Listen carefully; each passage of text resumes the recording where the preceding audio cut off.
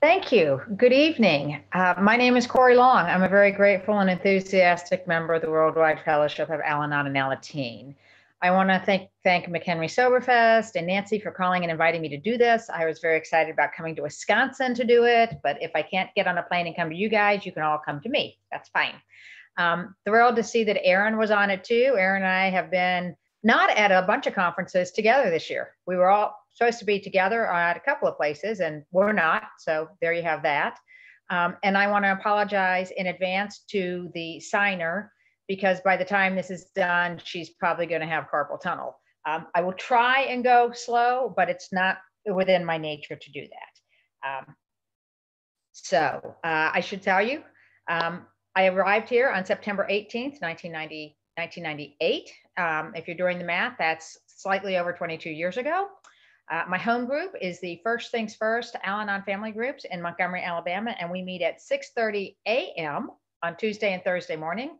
You got to really want recovery to get up and be at that meeting when it's in person. It's much easier when it's in Zoom. For most people except me, I actually have to go into my office and get on the Zoom before to join that meeting so I can be at my office afterwards. I have been back in my office working full-time since mid-August. So it's been an interesting journey this year. But, and one of my favorite pieces of literature is our blue book, big book, is How Al-Anon Works for Family and Friends of Alcoholics. So if you're looking for a piece of literature, I think that one's fabulous myself. So I think I've gotten all the intros out of the way and I'm just going to launch right in this. You guys let me start 4 minutes early. So go team, that's great. Like I said, my name is Corrie Long. I am a grateful, enthusiastic member of Al-Anon. We got here, and I say we intentionally, on September 18th, 1998. It was our 2-month wedding anniversary. I had waited almost 36 years to meet and marry the perfect guy. He was a raging alcoholic when I did it, and I did not think there was anything wrong with me that his not drinking as much would not fix. I have a dear friend who says it's very hard to get to, I know it's hard to get to AA. I think it's harder to get to and stay in Al-Anon because I didn't know there was anything wrong with me. So how am I going to ask for help? And when I got here and you said there was something wrong with me, I thought you were crazy because compared to my alcoholic husband, I looked good. I didn't realize I was comparing apples to oranges. So, and I didn't grow up in an alcoholic family. That's apparently not a prerequisite for loving alcoholics. I had a great childhood growing up. Obviously issues with siblings and we moved a lot, but as a general matter, there is nothing in my childhood that would suggest that I would end up with an alcoholic, except I was in it. It was me. Because for as long as I can remember, the main driving force in my life has been this fear that I am somehow not enough. I'm not tall enough. I'm not short enough. I'm not cute enough. I'm not smart enough. I'm not funny enough. I'm not dumb enough. I am somehow not enough. And I had lived with that for as long as I can remember, up to and including having gotten to Al-Anon. But I just want to set the stage a little bit to how I got here. As I said, I married an alcoholic. I married a man who is afflicted with the disease of alcoholism. I married a great man. I love my husband. If I say anything this evening that it all sounds like I am denigrating alcoholics, please know that I am not. My husband is my best friend on the planet and we get along great, but we do like to laugh in my family. We like to say we prefer it when we laugh at the other person, but I'm not laughing at him. He's usually laughing with me. So I was not, I'd like to tell you, he was my first alcoholic. He was not. Every man I've ever been attracted to, his drinking has bothered me. And I thought it was just the men that I was attracted to. It turns out everybody's drinking used to bother me. I used to sit in airports and watch people drink in bars at the airport bar to figure out whether or not they were going to be on my plane. I don't know what I thought I was going to do if they actually got on my plane, but I needed to know if the drunk was going to be on my plane. So I spent a lot of time focused on other people's drinking. And I don't know what that's about. Except there's that something in me that is alternately attracted to alcoholics and terrified of alcoholics. So I think alcoholics represent to me everything that I am not. They seem to be adventurous and reckless and dauntless and funny and terrifying. My husband will do so many more things than I will do. And he will drag me with him on a lot of them, which is good because it gets me out of my comfort zone. But I think that's why I'm attracted to alcoholics, because they're everything I am not. So I met my husband in high school when we lived in the Republic of Singapore in Southeast Asia. We did not date in high school because I don't know how to date. The moment you express any interest in me whatsoever, I am in love. And I think that we're going to trudge the road to happy destiny. But in 1997, I was living in Montgomery, Alabama. I had been in a relationship before my husband. I'd lived with a guy for 2.5 years whose drinking really bothered me. I don't know whether or not he is alcoholic. And my sponsor says to me, it doesn't matter whether he considers himself an alcoholic. If he looks like a duck, if he walks like a duck, and he quacks like a duck, you consider him a duck and see how that affects you. And turns out his drinking bothered me a lot. And I was in that relationship very early. And when I left that relationship, a lot of damage had been done. He never physically hit me, but you don't have to have physical abuse to have emotional abuse heaped upon you. And I left that relationship knowing that he drank because of me and that the only way that he could be with me was to drink. And then when my husband and I, he found me on the high school bulletin board. He likes to say he found me on the Wild Woman Monkey chat room or the Wild Monkey Woman chat room. And I said, that does not make you sound any better than me. So, but he found me on the high school bulletin board in February of 1997. Our first phone call, had I known I'd be sharing this as often as I am, was 11 and a half hours long. And usually when I do this in a room full of alcoholics, I could hear the groans, and I am as horrified by that as you all are at this point. But I didn't know I'd be doing this. And by the end of this, you'll understand why my husband did a lot of the things that he did. But so he found me on the high school bulletin board. We started talking. We say we had to get married because we couldn't afford to date. He was living in DC. I was living in Alabama. And he moved down here to be with me. He'll tell you I had what he wanted, which was a house, a car, a career, and health insurance. And he had what I wanted, which was an interest in me. And that's really all I wanted, was he seemed interested in me. In that very first phone call, someplace in the middle of the phone call, two things happened. The first thing is I said to him, I want a man who doesn't drink. And he said to me, I don't drink much. And I said, well, how much is much? And he said, 2 or 3 beers a week. Now, what's important about that is not the fact that he was lying to me about how much he was drinking, but he was indeed lying to me about how much he was drinking. But what's important to me at this point is, having done this inventory work that I've done with my sponsor by going through the steps, what I recognize today is the moment he expressed an interest in me, any boundary I had set up to protect myself went completely out the window, because it was much more important for me to be with him than for me to take care of myself, because that goes back to that idea of I am not enough. If I'm not enough, I need somebody outside of myself to make me feel enough. And when he expressed an interest in me, good enough for me. That was the first thing that happened. The second thing that happened was sometime in the midst of that phone call, I said something I would never have said to anybody on the planet. I said, yeah, but do you want me? And he said, yeah, I'm in love. And I hung that phone up knowing that I was going to marry that man. He didn't know he was going to marry me, but I knew I was going to marry him. And he was living in Northern Virginia, working for an airline, so we could fly down to Atlanta for $20 a flight. I would go to Atlanta, pick him up, and he'd come spend the weekend, or he'd spend a week, or he'd spend a couple of weeks with me. And very quickly, as I said, because I don't know how to date, by the end of February, he had come down to see me. By July, we were engaged, not because he asked, but because my father called and said, something's going on with you and Kent. Pick a wedding date. I'm not going through with you what I went through with your sister with a variety of dates. Pick a date. So I picked a wedding date, picked my parents' 40th wedding anniversary. I hung the phone up from my father, and I called Kent and I said, how do you feel about getting married in March? And he said, okay. And so I was engaged. That's how it happened. We hadn't talked about marriage. He hadn't asked. Apparently that was immaterial to me. And about 15 minutes later, after that phone call, he called me back and he said, do you think I need to be divorced first? And I said, yes, I do. But you see, by my profession, I have the ability to get him divorced. And this is the insanity of the family disease of alcoholism for me. In the midst of planning a wedding, I am planning a divorce. It never once occurs to me, wait until the man is actually divorced before you plan the wedding. Because here's my insane thinking that's going on. I have my man. I'm like the Canadian Royal Mounties. I have my man. I am not letting him go. And if I don't get him, if I don't get married to him, he might take off. So I gotta be married to him. I think I've got some control over everything that's going on, and that I've got enough power that I can get him divorced before we get married.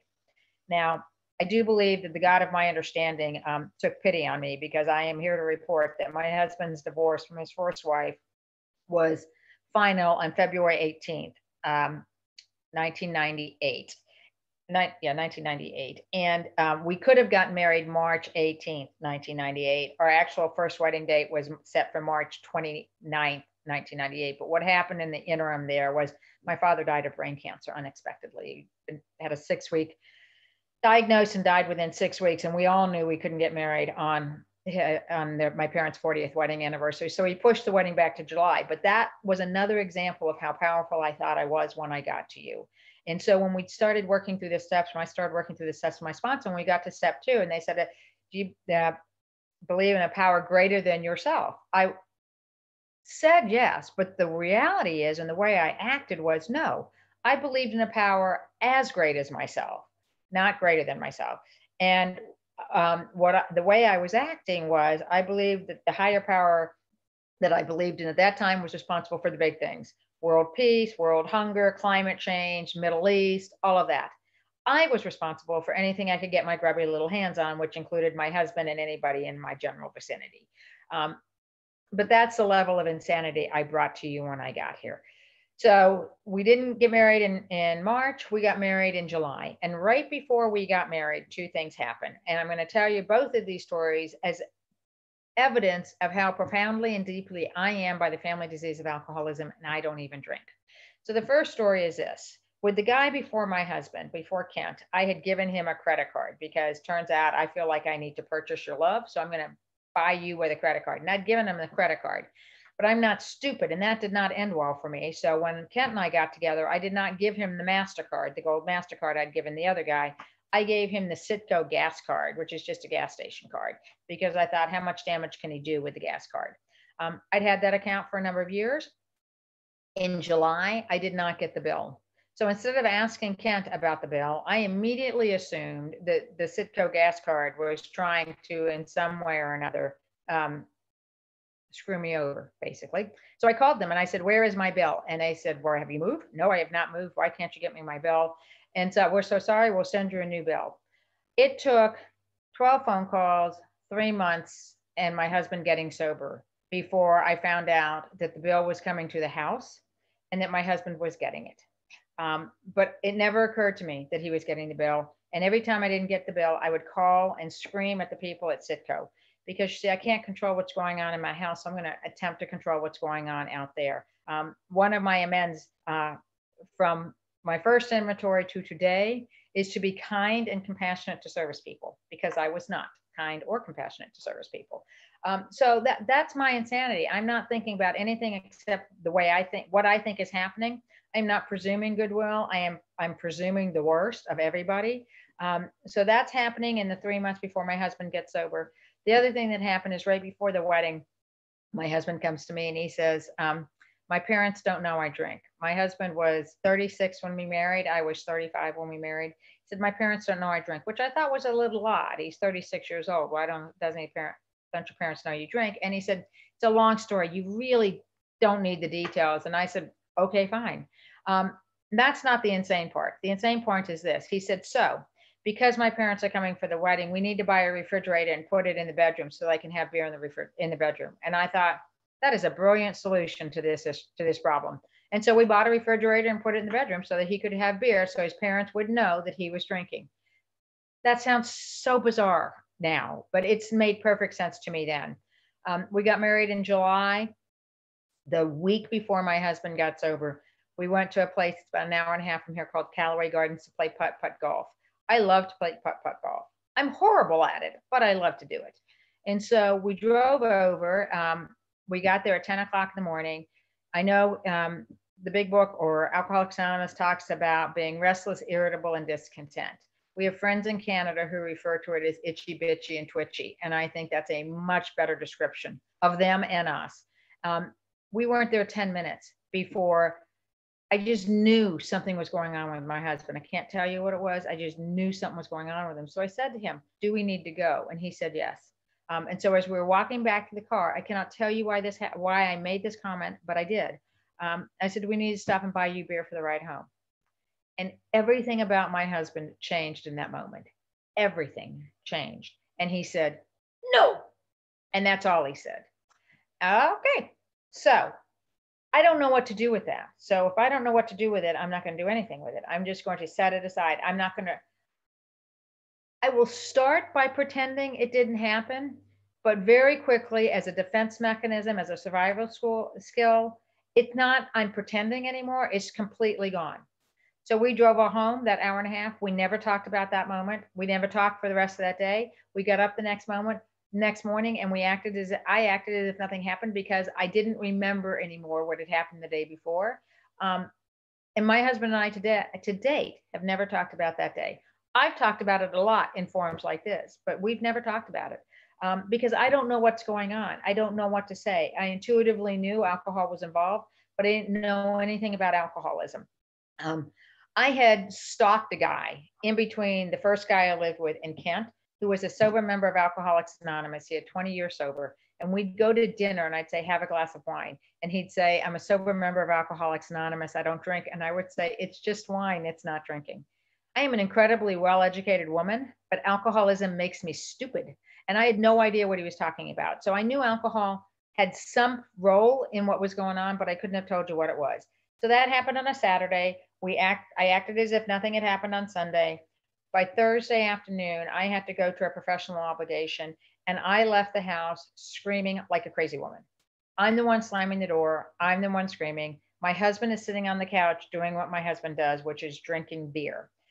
And he was drinking Red Dog beer because I refused to pay more than $6 a 12-pack at that time for beer because I thought it was a waste of money. And I will tell you that we negotiated whether or not the $6 a 12-pack included tax. And I thought I was being generous when I allowed that it would not include the tax. So he would buy the Red Dog beer, he'd sit on the couch and he would drink. And I left the house like a crazy woman. I got to my professional obligation. I'm 10 minutes from where we live. On the way home from that, I heard a voice as clear as a bell in my head said, you need to go to Al-Anon. And you have any idea where that came from? I had not heard of Al-Anon. And if I have not heard of something, it's clearly not important because I know everything that's important. So I, again, just shoved that to the back of my brain. I walk in the house and my husband says to me, I cannot quit drinking without help. I said, yes, let me help. I am so good at helping. And I'm up. I've got the Blue Cross Blue Shield provider book. I'm flipping through it. What do you do when you need to go to treatment? And it says you need to take them to mental health. I'm calling. Mental health opens at 7 a.m. We get in the bed. We are up. We are dressed. He's showered. We are at mental health, walking in the door at 7 a.m. Walked in the door of mental health, and the woman said, do you have insurance? And I said, of course I have insurance. Because you see, I am a rules and regulation girl. I will follow the rules. Tell me what the rules are. I will follow them. I used to try and ensure that everybody else on the planet followed them. I don't have to do that anymore. Thank you, Al-Anon. But I follow the rules. So yes, we had insurance. They sent us to a treatment center in town called Mead Haven. All the way across town, we took them to the treatment center. We get to the treatment center, and this is a demonstration one more time of how nutty I am. We walk into the treatment center. The intake nurse says name, and he gives his name, and I give his name. It says birthday. He gives his birthday, and I give his birthday. I said, how much do you drink a night? He said 18 beers a night, and I said 8 beers a night. And before I could whip around on him about the 18 beers a night, the intake nurse looked at me and she said, what are you, his mother? And I was insulted and offended. I thought she was suggesting I looked old and tired. Turns out I have pictures. I did look old and tired, but I was offended that she would suggest that to me.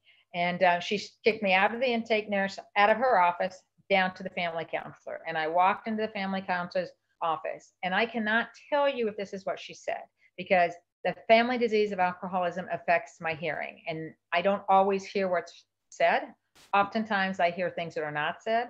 I have been known to have entire conversations in my head. You don't even have to be present to participate. But this is what I heard her say. And she was a member of Al-Anon, and she looked at me and she said, if you love him, you will go to Al-Anon. And I thought, of course I love him. I have just married him, for God's sakes. Fine, I will go to Al-Anon. Well, I cannot show up at a place that I don't know I cannot show up at a place where I look like I don't know what's going on. I don't actually need to know what's going on. I just need to look like I know what's going on, because it's very important that you all think I know what's happening. So when she told me to go home and pack a suitcase for him, this is how insane I was. I had no idea they were actually going to keep him at treatment.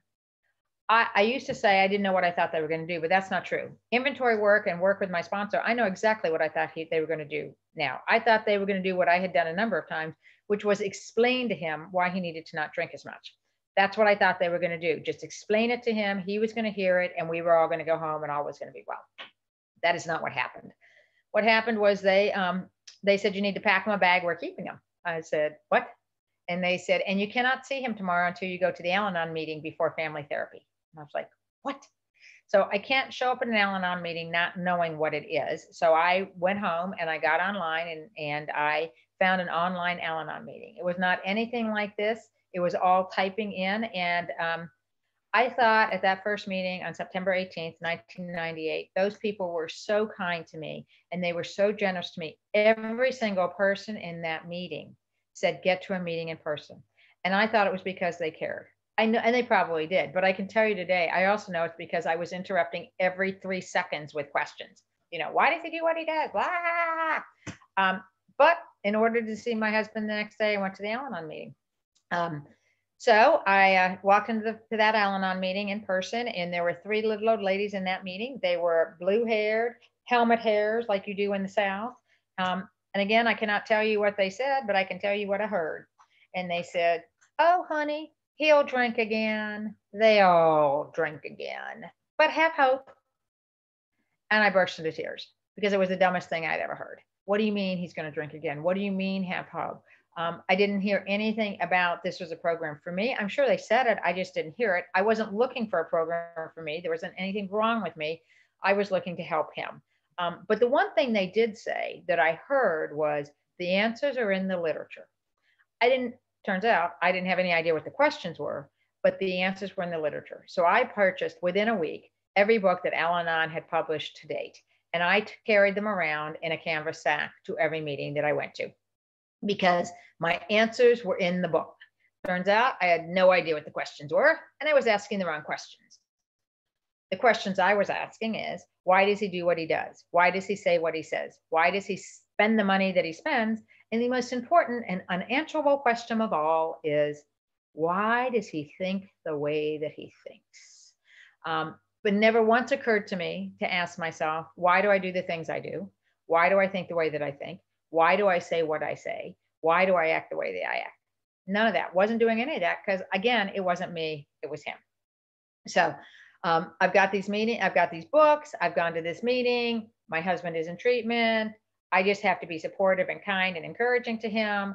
That's what I'm going to do. Day 4 of this process, day 4 of recovery, my husband comes home. It's the first night they let him leave treatment. He comes home at 10 o'clock on a Tuesday night, and he says, I need to be rigorously honest with you. It was not a conversation I liked then. It's not a conversation I like now. And he told me some things. I had an old idea when I got here that if you love me, you would not lie to me. And so what my husband told me on day 4 of his sobriety was he was not a college graduate, which was very important to me that he had graduated from college, that he had not gotten an early out from the U.S. military, from the Army. There was not $25,000 from that alleged early out in a bank account in Northern Virginia, just waiting for us. I had a tremendous fear of financial insecurity when I got here, and it was very important to me that we had that money set aside someplace. What he told me was that he had dropped out of college to join the Army, that when he left the Army for alcohol rehabilitation failure, that this was not his first treatment center, it was his third, and one of them was a year long. Now, I don't know what you do with that kind of information on day 4 of recovery, I think we were 64 days into our marriage. I will tell you what I did is I sat on the couch and I cried like a baby. I will tell you what he did was he went to bed and slept like a baby. He will tell you it's because it was the first time he was willing to be honest with someone and suffer the consequences. I will tell you when I sat on the couch and cried like a baby, it never once occurred to me to leave. And I'll tell you why it didn't occur to me to leave. because I intuitively knew I could not make that look good. I could not explain to everybody who had come to my wedding why I was leaving my marriage after 2 months. So I was not going to go. The other thing that I know today, as a result of doing a lot of inventory work with my sponsors, I had an old idea. And the old idea is this: you've made your bed, now you better sleep in it. And if it kills you emotionally, too bad for you. This is a choice you've made. I had not voluntarily left a relationship when I had gotten here. I did not realize I had choices when I got here. I thought once I had made a decision, I was stuck with the decision unless somebody else made a different decision and I could weasel my way out. I could not have said to you, you know what, I made a mistake about that. Whenever my husband would criticize me very early in recovery, I'd say, I can't hear that now. I can't accept that now. I could not hear any criticism because I couldn't accept. I knew if you knew how horrible I was, you'd run screaming in the other direction. So I had to act as if, and the way that you act as if you're perfect is you don't make a mistake. It did not serve me well, but that's where I was on that Tuesday evening. The next day, my husband went to the treatment center and told them everything he had told me, including that he had been to treatment for a year. He had done a year-long residential program, and that he had been sober for 18 months previously. And the counselor that he had was a sober member of Alcoholics Anonymous. I'll be forever grateful to him and to Alcoholics Anonymous. And the treatment center sent him to AA that evening. And he came home from AA that evening and he said, the only assignment he'd gotten from the treatment center was to get a sponsor. And he got a sponsor at that meeting. I will tell you this: I didn't like the guy he got as a sponsor. I didn't like him then. I don't like him now. That is completely immaterial. The guy he got as a sponsor didn't like me then, doesn't like me now. Also completely immaterial. I will be forever grateful to that guy for the work that he did with my husband. But Kent came home from that AA meeting at 10 o'clock on a Wednesday night and said, I have to go to a meeting every day for a year. And I said, being the spiritual giantess I was, what am I going to do? And he said, I think you should do an Al-Anon, everything I do in AA. They're basically the same program anyway. And I said, okay. And that became the next 6 months of my husband sponsoring me in Al-Anon. If you're contemplating doing that, I can just tell you that my experience was it did not end well. That was the first thing that happened. So he's going to a meeting and I'm going to an Al-Anon meeting. And I'm hearing, and we're also doing date night on Saturday nights. And we're going to dinner and we're going to an open AA speaker meeting at his home group. And I'm hearing people talk about recovery and I'm hearing people talk about alcoholism. And I'm sitting in meetings of Al-Anon. I'm not doing anything because why would I do anything? I don't think there's anything wrong with me, but I'm listening and I'm going because I'm helping my husband stay sober. Because I'm not doing anything, I'm attempting to help my husband stay sober. When my husband said he was going to start running, I was going to help him run. Now, I know that sounds insane now, but at the time it made perfect sense to me. And my plan for helping my husband run was I was going to buy a bike. I am half the woman I was when I got here. I was not an exerciser. I exercise now, but I am not a happy exerciser. I go for the accomplishment, not the actual exercise. It was so bad 2 days ago. I was talking smack to my treadmill as I was on it. That's how bad it is when I'm actually exercising. But I'm going to help him because I'm going to be the supportive wife. We bought a very cheap bike and I'm riding this bicycle with him. My husband is a chatter as we go. And so that will come into importance in a few minutes. So he's running. I'm helping him. I think he said he was going to run 2 miles a day, 3 times a week. And I think we both forgot he was alcoholic. And within a week, he's training for a marathon, which means increased distances. And I'm going to help him. So I'm going to ride as he's training. And then this sponsor guy says, you need to go to this AA conference by the beach. And I said, we can't afford to go to the AA conference by the beach. And you need to call this guy and tell him that. And so he did exactly what I asked him to do. And I know because I stood right next to him when he did it. And there was a phone on the wall at that time. There are maybe some people on here young enough not to know we had phones on the wall, but there was a phone on the wall. I stood right next to him. He called this guy and he said, Corrie says we can't afford to go to the conference at the beach. And this guy says, you said you were willing to go to any lengths to stay sober. It is only $250.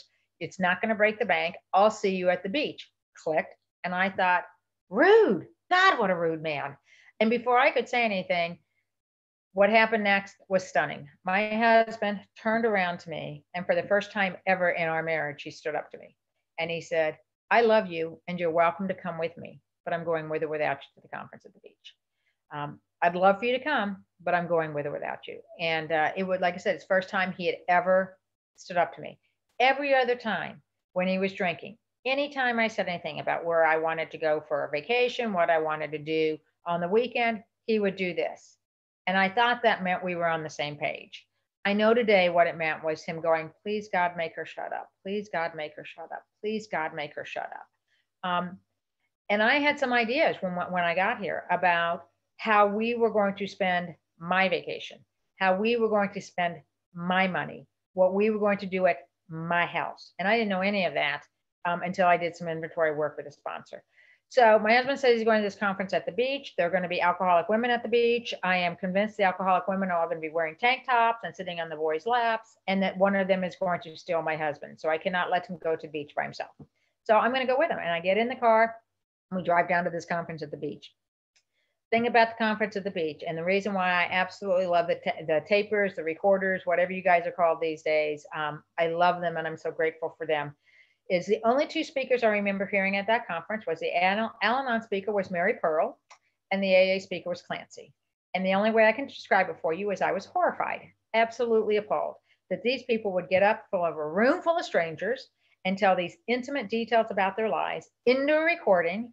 In my profession, we call that a confession, and you don't do it without them reading you some rights. Didn't hear any of those rights being read, and I was horrified. But two things happened. Is at one point, right before Mary Pearl spoke, I leaned over to my husband and I said, I keep hearing people talk about a sponsor. Do you think I should get a sponsor? And it turns out Mary Pearl screamed at me from behind me and said, get a sponsor. And I was horrified that she'd heard me, but I was sitting in the front row, so I couldn't slither out of there. I heard her talk. And then and when I left Mary Pearl's talk, I walked by the taper, and I must have looked like I'd been hit by a brick, because the taper looked at me and he said, here, honey, listen to this gal. You might relate to her. And he gave me a set of tapes from a gal out of Cincinnati, Ohio. And I was hooked. I was absolutely hooked on the tapes. We went back and we heard Clancy speak that evening. And the only thing I could think of after hearing both of those was, we are not that bad. We are not that bad. We can do this. We are not that bad. And I listened to the set of CDs from Kathy, and we came back and I started praying for a sponsor. I didn't think I needed one, but I'm going to try and do what you guys tell me to do. And a woman showed up in our meeting, and her husband had been transferred to Maxwell Air Force Base. And it was a Wednesday night. She showed up in our meeting, and we were in a circle, and it came to me, and we were talking about the 12th step. And I said, oh, well, I haven't worked any of the steps, but I'm carrying the message. And it got around to her, and what I heard her say, I actually know it's not what she said because we've talked about it. But what I heard her say was, honey, you are not carrying the message. You are spreading the disease. Shut up. And I went home in tears, sobbing. And Kent said, what are you going to do? And I think we both thought I was going to say, I'm quitting Al-Anon. And what I said instead was, I'm going to ask her to be my sponsor. Well, doing that, it was like giving a dog a bone. Man, he could not let it go. And we're still training for this stupid marathon in Tupelo, Mississippi. And so now he's running 6, 7, 8 miles. I am riding this bike, and he's like a dog with a bone. Have you asked? Have you got a sponsor? What step are you on? And what I didn't know is Mary Pearl had planted a seed, because one Sunday morning he asked one too many times. I was on that bike. I whipped around on that bike. I raced up to the house. I called Luana and I said, would you be my sponsor? And she said, well, why me, honey? I said, because I'm going to run him over with the truck and make it look like a traffic accident. I just need one woman on the jury and I can get away with it. And she said, no, honey, why me as your sponsor? And I didn't know what I was saying then, but I know today exactly what I was saying. I said, I want what you have. And what I mean by that is I knew what she was living with. I'd been listening to her in meetings. She had a husband who was not going to meetings. She had a teenage son who was behaviorally challenged, is a nice way of putting it. She had a younger son who was developmentally disabled, and there was peace in that house, and there was joy in that house, and there was laughter in that house, and I wanted that. I was terrified. I was absolutely terrified. My husband had started working the steps. I could see him changing. I was convinced he was going to find somebody better suited for him in AA and leave me. And that was my great fear, was that he was going to leave me. And I wanted what she had. I wanted some peace. And she said to me, are you willing to do what I've done for as long as I've done it to get what I've gotten? And I said yes. And I had no idea what I was agreeing to. And had I known what I was agreeing to, I probably wouldn't have agreed to it. But I said yes. And that began the real journey for me. That woman, I asked her to sponsor me in April of 1999, and she is my sponsor to this date. I spoke to her this afternoon before I got on here because we speak on Fridays. And she's back in Oklahoma. Her husband's retired from the military, back in Oklahoma.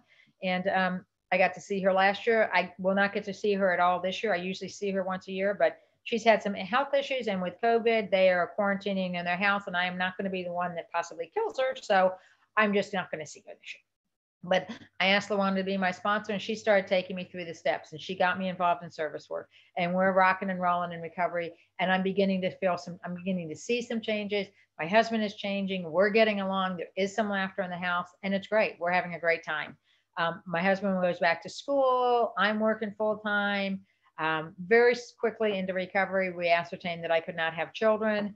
And that was a huge thing. I do a lot of work around that. And I did. And I had a sponsor who helped me work through that. And today I'm so grateful. It just worked out the way that it was supposed to work out. And I don't have any fight with that anymore. And we were probably at about 4 or 5 years in recovery. And I noticed that something very odd was going on with my husband. I didn't know what it was. I couldn't put my finger on it, but it was very odd. But here's the difference. I was not going to him with it. I was not asking him what was going on. I was talking to my sponsor about it. And she said to me at that point, you can interrupt this process if you would like in order to make yourself feel better, but he will never get where he needs to go. Are you willing to do that today? And for 2 years, one day at a time, I was not willing to interrupt the process. And it took 2 years for him to get to where he needed to be. We've had financial issues our entire marriage. I have been in control of the money. I told you I had a huge fear of financial insecurity, and I made the money. So I was in control and in charge of the money. And he was perfectly fine with me being in control and in charge of the money until I wouldn't give him a kayak. And then he said he needed to learn to be financially responsible. So we started with a little credit card, and that didn't end well. And then we waited a little while, and then we went to another credit card, and that didn't end well. And so by this point, where we are in the process of trying to figure out how to make this work, is he was getting an allowance, and it was going into a separate bank account. And the money was going in there, and the first couple of times I could not look at what his bank account said. And I was getting in and looking at it. And I had to call him and say, you need to change the password. And he said, I don't care. I said, this is not about you. I care. I'm making myself crazy. Because what I would do is I'd check the account, I would check the credit card, and I would call him at work. It wouldn't matter what he was doing. I'd call him at work and I'd say, what did you spend $5.79 on at the Books A Million for? And his immediate reaction based on how he was raised was, I don't know, I'm sorry. And so it was just bad. It was really bad. And so I said, change the password, and he did. But I knew something was going on because I am not a stupid woman anymore. I'm recovering from the effects of alcoholism, and I'm paying attention. And I think that's really the key, is I am paying attention. I've learned about alcoholism. I've read the big book of Alcoholics Anonymous. I've gone to a lot of open AA speaking meetings. We're listening to a lot of CDs, and I'm learning about the disease of alcoholism. And there's something not quite right with my husband. And things are showing up in our house that could not show up in our house on his allowance. The thing I always talk about is the gun safe. It was a ginormous gun safe. I mean, the gun safe was so big, it would not fit in the door. It was in the garage. And I pulled into the garage one day, and there's the gun safe. So, and you add on top of that, like I said, I'm not stupid. If we have a gun safe, it's probably a pretty good bet that there are guns in the gun safe. Turns out there's a lot more than guns in the gun safe. They're weapon-wise, not anything else-wise, just different weapons that my husband liked. And I'd say something to him like, hey, that's a really nice gun safe you got there. And he said, yes, I bought it on layaway. My husband at that point had never bought a thing on layaway. He was Mr. Spontaneous Purchase. So now I know something's going on and he's lying to me. But I'm not confronting him. I'm talking to my sponsor about it. I'm praying about it. I'm taking to a God of my understanding. Because by this point, I've developed a relationship with the God of my understanding. I've been through the steps. I've been through the traditions. I'm working through the concept with my sponsor. And what ended up happening is about 7.5, 8 years in recovery, my husband came to me and he said, I need to be rigorously honest with you. Oh God, not again, not again. And he said, I've gotten us into some credit card debt. And my response was, what do you mean us? And he said he'd been getting credit card offers. And I always like to talk about the amount because I know when people are wondering how much is it. And it's a good demonstration of the way that we think differently than alcoholics do. He got us into $42,000 of credit card debt in 2 years. Now, I told that story at an AA conference in Arkansas one year, and my husband was sitting in the middle of the audience with another guy from Alcoholics Anonymous. And the dude sitting next to him said, "Dude, that's nothing. Fist bump." And they're fist bumping about 42 grand in credit card debt. I thought, there is something seriously wrong with you people. But nonetheless, he had to do a lot of things differently in his program. And as a result of that, my program grew and changed too. He called a guy, and the guy asked him about his spiritual disciplines of 10, 11, and 12. And Kent didn't have any idea what he was talking about, and I didn't have any idea what he was talking about. But what happened was that put us on the path to develop spiritual disciplines in steps 10 and 11 and 12. And it was fantastic. We had to come up with a plan. I wanted 7.5 years to pay off the debt. My husband didn't want us to spend a dime and pay it off in a year. And I said, if you do that, I will resent you forever, because I don't want to do that. And so we came up with a plan. I was good about it. We went to a conference 4 months later in Birmingham. I was hosting that same woman whose CDs I had gotten at that very first conference. I was oozing Al-Anon by the time we came home. I opened the mail, and he'd bought us $32 symphony tickets to take me to the symphony. And I turned into a crazy screaming woman one more time. And this time my husband said to me, "I am not willing to live like this." And I thought, you're not willing to live like this? After all I have been through, you are not willing to live like this? But I didn't say any of that. I had taken up running to lose some weight. And so I said, I'm going to go for a jog, put my running shoes on, and took off running down my neighborhood, the main street in our neighborhood. And I started praying to this God that I didn't believe in when I got here, that I now had this relationship with. And I said, God, you got to help me. You either got to change him, or you got to change me. You got to help me. And again, for the only other time in my recovery, I heard a voice as clear as a bell in my head. And it said, either you were in this marriage or you are not. It is either your debt together or it's not. Make a decision. And what I know today is, for the majority of my life, I let other people make decisions about my life. I would just go along so that I didn't have to take responsibility for it. If it blew up, it would be your fault. If it went well, I would take responsibility and I would acknowledge that I had done such a great job on it. But if it blew up, it was your fault. And I made a decision. I was in my marriage, and I came back, and that was the last time that in that instance that I thought, that's the last time I've thought about leaving. Let's put it that way. That's the last time I thought about leaving. And we worked through that. And in 2010, Kent came to me, and he called me and he said, meet you for dinner, pick up your mom and meet you for dinner. And so we went off to dinner, and he said, I don't think I'm going to get to go. And I said, go where? I had no idea what he's talking about. And what it was in 2006, when he came to me, he worked for the Department of Defense. And because he did not because he got kicked out of the military, he did not finish his last enlistment. And he said to me, they're looking for civilians to volunteer to deploy, and I want to volunteer to deploy. And the only questions I asked him were this. I said, is this part of your 9th step amends to the military? And he said yes. And the only reason I knew to ask him that was because I had done the 9th step myself. I knew what the steps were. I knew how important they were. The other thing I asked him was, can I call my sponsor and can I pray about it? And he said yes on both accounts. So I went and I called my sponsor in a complete tiz. Oh my God, he wants to volunteer to deploy. My sponsor is married to a retired Air Force colonel who had been deployed 3 times. So the conversation was not a very long one. And she said to me, do you practice the traditions in your marriage? And I said, you know that I do. And she said, and the 5th tradition. And I'm going to get it wrong because I always do if I'm not reading it. 5th tradition basically says we practice the 12 step. Now I'm going to have to read it so that I don't get it wrong. I'm sorry about that. I'm back. But I got to get my glasses so I can read it. I don't want to get the tradition wrong because it's such an important tradition to me. You would think I'd have it memorized, but I don't. Tradition 5. Each Al-Anon family group has but one purpose: to help families of alcoholics.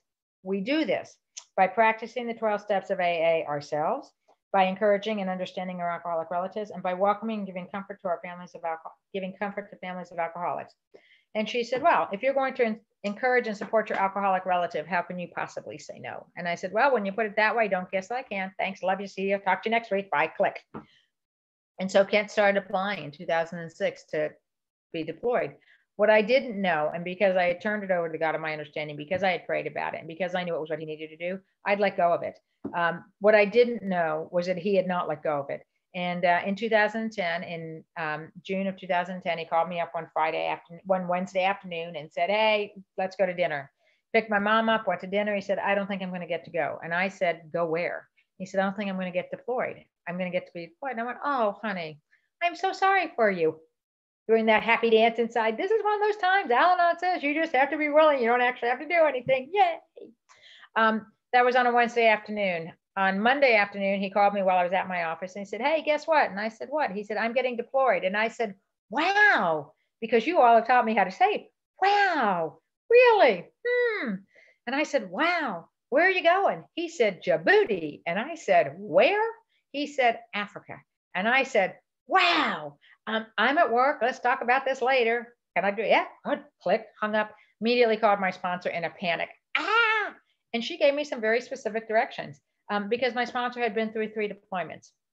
And so Kent was very excited about going. I was terrified because I was sure that he was going to come back and not want to come back to Wetumka, Alabama. And but my sponsor had said, find something you guys can do together while you were apart. And I made the mistake of telling Kent that. And he said, scuba diving. And I said, I am afraid of being underwater. And he said, scuba diving, because he does that. When I say something that he doesn't want to hear, he hears today what he heard then, which was, and I thought, all right, he's going to Djibouti, Africa. He's not possibly going to be able to learn to scuba dive. Fine, I'll agree to go scuba diving. The other thing that I did was I said to the God of my understanding, I didn't say it out loud because I didn't want him to actually hear me, that I would be willing to work with anybody who asked or to go anywhere they asked me to go for that year that he was gone. And my husband left on August 29th, 2010 for a year in Djibouti, Africa. I put him on a plane. 2 days later, I was on my way to Nashville, Tennessee for an AA conference. I got to the conference on a Thursday night. Kent called me. He said, I have just landed in Djibouti. It is 110 degrees and I'm in a tent with 65 guys. And I said, well, honey, it sucks to be you today, but I am in a junior suite with chocolate covered strawberries. And that was on a Thursday night. And the next day I had a call from a woman in Montgomery who said, the Women in Alcoholics Anonymous said, I need to call you and ask you to take me through the Al-Anon steps. And she was a member of, she had been going to AA meetings, but she was not alcoholic. She was married to an alcoholic. So I started taking women through the steps and I started getting on planes and I started doing stuff. And I cannot tell you when it happened or how it happened. I can just tell you that it happened. And at the end of that year, at the conclusion of that year, I know someplace in that year, I discovered about myself that I am enough. In and of myself, I am enough. And if my husband were to come to me tomorrow and say, I got to go, it would break my heart, but it would not crush my soul because I no longer need to be married. I get to be married. And that's a whole different ballgame for me. But I didn't know that was happening in that year. The other thing that happened in that year, that time frame was, so on that Friday, that woman asked me to sponsor her. On Sunday, Kent called me and said, my first scuba diving lessons are this afternoon. And I'm thinking, it is Djibouti, Africa. Who scuba dives in Djibouti, Africa? Well, this shows you how little I know. It is the second most beautiful place on the planet, apparently, to scuba dive. And it is the #1 place on the planet to watch whale sharks as you scuba dive. So he said, my first scuba diving lesson is on Sunday. When is yours? And I went, oh crap, I'm going to have to learn to scuba dive. So I called my sponsor and said, I got to learn to scuba dive. And I'm afraid of being underwater. And she said, do it afraid and take God with you. I said, what? She said, do it afraid, take God with you. Click. I'm like, it's got to be some sort of sponsors camp they go to or something. I don't know. So I showed up at scuba diving on Wednesday evening, turned around to my empty car seat next to me. And I said, okay, God, apparently I'm going to learn to scuba dive. Try not to let me die. And I didn't. And as a result of doing what you all suggested I do and working the steps, having a sponsor, doing the work, taking action, even when I was afraid of taking the action, in February of 2011, I was able to fly to Tanzania, Africa with my husband and do a 10-day photo safari and a 5-day scuba diving expedition in the Indian Ocean. And it was the trip of a lifetime. And it was absolutely incredible. And I was able to do it because you all told me I could do it. And I will be forever grateful to you all for that. I was just looking at pictures not too long ago about that trip. And it was absolutely remarkable. It was a direct result of Alcoholics Anonymous and Al-Anon and everything that we've done in these programs. I will tell you, when I arrived back in Montgomery, having come back off a 2-day flight, having left him in Africa, I sat on my couch and I sobbed and I ranted at the God of my understanding. I hated AA and I hated Al-Anon. And if it weren't for them, I wouldn't be here, blah, blah, blah, blah, blah, blah, blah. And I knew intuitively I was jet lagged. So I didn't answer the phone. I waited until 7 o'clock. I went to bed. And the next day I was fine. And we just started, he came back and we've been rocking along ever since. I've never not come to meetings. I've never not had a sponsor. I've never not been in the literature. I said to my sponsor one time early on, how long do I have to go to these meetings for? And she said, well, I've got an idea. Why don't you quit going to meetings and we'll see how long it takes you to turn into a complete and total bitch. And I thought, well, all righty then. And it turns out it's about 2 weeks. So we all know that, but I've never not done what you guys have suggested that I do. And I'm going to bring you up to speed in the last couple of years and what's going on. In 2017, like I said, we've had financial issues our whole marriage, and we had the credit card debt. We got all that stuff paid off, and I can always tell when my husband is fixing to go down a rabbit hole somewhere because he likes YouTube videos and he watches a ton of them. And one Saturday evening, we were sitting in the bed and he was watching a YouTube video about a watch. And my husband is a gadget dude. He would have every gadget on the planet and we would live in a tent and he would be happy. And we have an agreement in our marriage that neither one of us will spend more than $250 without talking to the other one about it first. And we both readily admit that's because of him, not me. It takes everything in my being to spend money on myself. So that's for him. And he was looking at this watch. And I said to him, hey, what are you looking at? And he said, nothing. He says he didn't say it that way. That's the way I heard it. And on Monday morning at 5 a.m., as I was coming out of the bathroom, he said, I bought the watch. And I said, well, I walked back in the bathroom. I came back and I said, how much did you pay for it? And he said, I bought it at Best Buy on sale.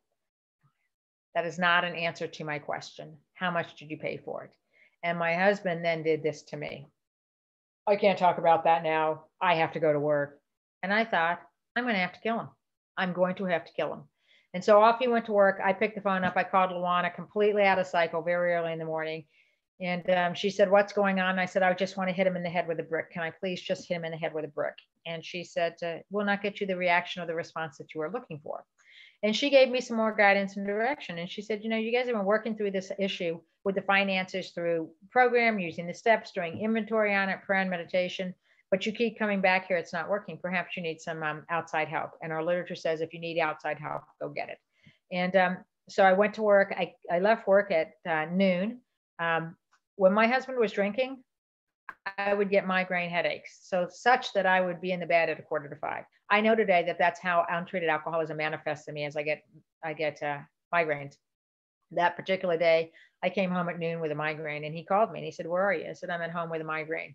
And he knew that that was the result of what had happened that morning. And it took me 4 times and a long time to write a letter to him. And I wrote a letter to him. And when he came home, I was sitting in the chair and I said, I just need to read this to you. And basically what the letter said in the pertinent part was, every time he did what he did about buying something without talking to me about it, it damaged the trust in the relationship. That it wasn't the money, it was about the trust. And I couldn't trust him to be the man that he was. And he left and went and called his sponsor. And after he talked to his sponsor, he came back and he said, I'm willing to do whatever it is you want me to do. And I said, I want us to go to counseling. He went, oh, no, not counseling. Neither one of us had ever been to counseling, but apparently we had opinions about counseling. But we went to counseling. My sponsor said, have the appointment set up before you travel this weekend. So we had the appointment set up. We went to counseling about the finances, and it was one of the best things we'd ever done. The very first thing they did was they gave us cards so we'd find out what our attitude was about money. And turns out money to me is security, and I'm goal oriented. Turns out my husband is spontaneous and a free spirit. And that was very important for us to come to that place of knowing where we were with the money. The counselor, very first thing the counselor did after that was he made Kent come up with a plan and what was he going to do and what was he not going to do. And I thought, God, this is great. And then he turned around to me and he said, what are you going to do? And this was me in counseling 17 and a half years. I said, me? Why do I got to do anything different? I'm not the one with the problem. And they both laughed and they said, yes, you are. You're part of the problem. So I had to do some things differently. And that counseling, what that counseling did for us was it gave us a way to talk openly and honestly about really difficult conversations. And what we do today is we have what we call our car conversations and hiking conversations. And we call them car conversations because neither one of us are willing to jump out of a moving car these days. And we call them hiking conversations because neither one of us are willing to leave the other one in the woods when we're off on a hike. The other thing that we do is we don't ambush them, the other, with the conversation. We will give you advance notice. Hey, I'd like to have a car conversation this weekend about travel. I'd like to have a car conversation this weekend about Christmas. I'd like to have a car conversation this weekend about a dog. And it really opened up. We thought we were talking about the money. What it did was it gave us a language and a mechanism and tools for having really important conversations about all sorts of stuff in our life. The other thing that's happened in this time is we've always had dogs in our marriage. We've always had dogs, and we lost a dog in 2017, and we made a pronouncement because we're very big on pronouncements. We made a pronouncement that we were not getting a dog for a year. But because you all have taught me to be mindful and to pay attention and to know my husband and the man that I love, I was watching him. We lost our last doggy, Mr. McDougal, in October. And by January, I can see my husband getting sadder and sadder and sadder. And I know that to him, the dog is just like therapy. And so I said to him, I want us to go someplace. I want us to get out of the house, and I want to have a car conversation about dogs. And so he planned a little getaway on the weekend. We went up to a little town in North Georgia, and we talked about getting a dog. And he said, we said we were going to wait a year. And I said, but you're so sad. And he said, I am sad. So we started the process, and we had this conversation. And as a result of all of that, we did exactly what you all have taught us to do in group conscience and in step work and in sponsorship. Is we came up with a plan. We talked about what kind of dog we wanted. We talked about what we wanted to do with the dog. We talked about what we were willing to do with the dog. We talked about what we were willing to spend on the dog. We were talking about willing to train a dog. And what ended up happening is for his birthday, we went and got a Belgian Malinois German Shepherd mix. His name is Ragnar, the Magnificent Viking King, because we picked him up right after we got back from Iceland, which was our 20-year wedding anniversary trip. And we took Ragnar and we got him trained. The first time Ragnar actually listened to us, it was like magic. We had no idea you could actually train a dog. It was unbelievable. But what Ragnar has done, that demonstration of unconditional love, is he's allowed us to grow in the love that we have for each other. And we do so much together. We get up and we walk every morning. We go hiking every weekend. He is just absolutely the most magnificent beast we've ever owned. And we've this little family. And now that we have been quarantined together for the last 9 months or 8 months, 6 months, however long we've been quarantined together, it's been wonderful.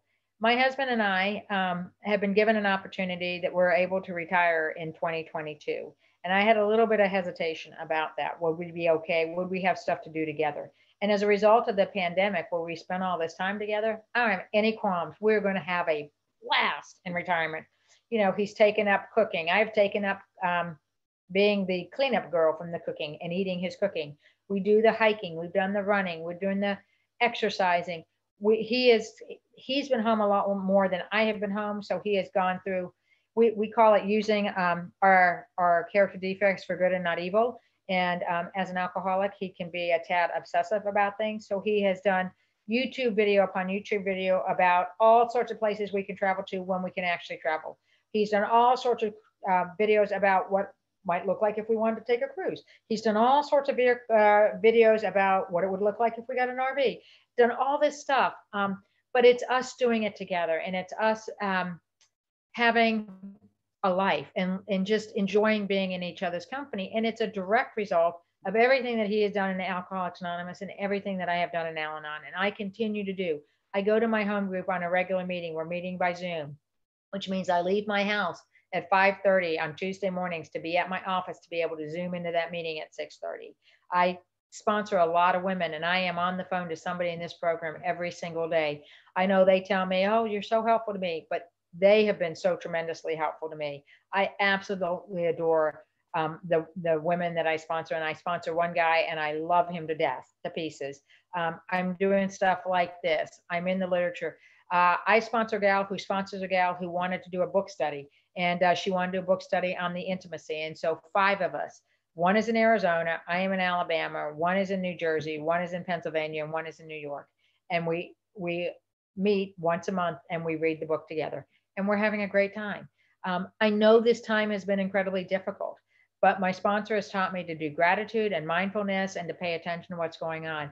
And what I have discovered is if I'm looking for the positive of what's going on, I'm going to see the positive. If I'm looking for the negative, I'm going to find the negative. So the other thing that we did is we cut off the news about 6 months ago, and it's been fantastic.